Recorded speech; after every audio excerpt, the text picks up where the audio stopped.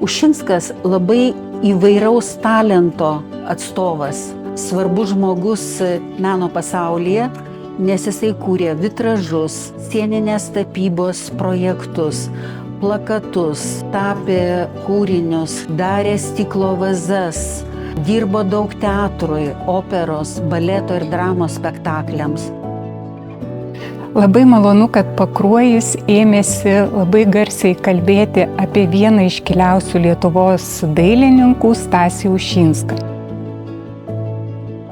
Aš manau, kad Ušinsko asmenybė ir kūryboje yra labai svarbus pakruojietiškas tapatybės aspektas.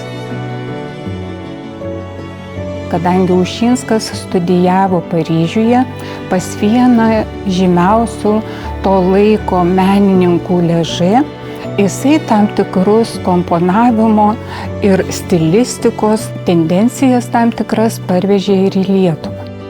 Buvo sukurtos įvairios vitražo technologijos, tokios kaip stiklo sulydymas arba storo stiklo luitų vitražai, taip pat plono stiklo vitražai, kurių stilistika buvo labai savotiška, įdomi ir šie darbai žavėjo ir menotyrininkus, ir žmonės, kurie tuos vitražus matė ir jais žavėjosi.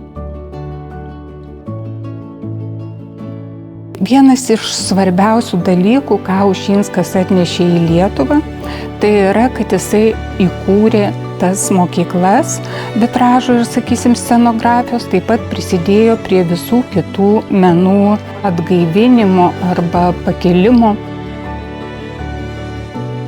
Ir Vilniaus dailės akademijos studentai, kurie ir tęsė Ušinsko pradėtą mokyklą, sukurs 2 teatrinius maketus ir 2 kostiumus teatrinius, kuriuos Ušinskas suprojektavo dar prieškariu.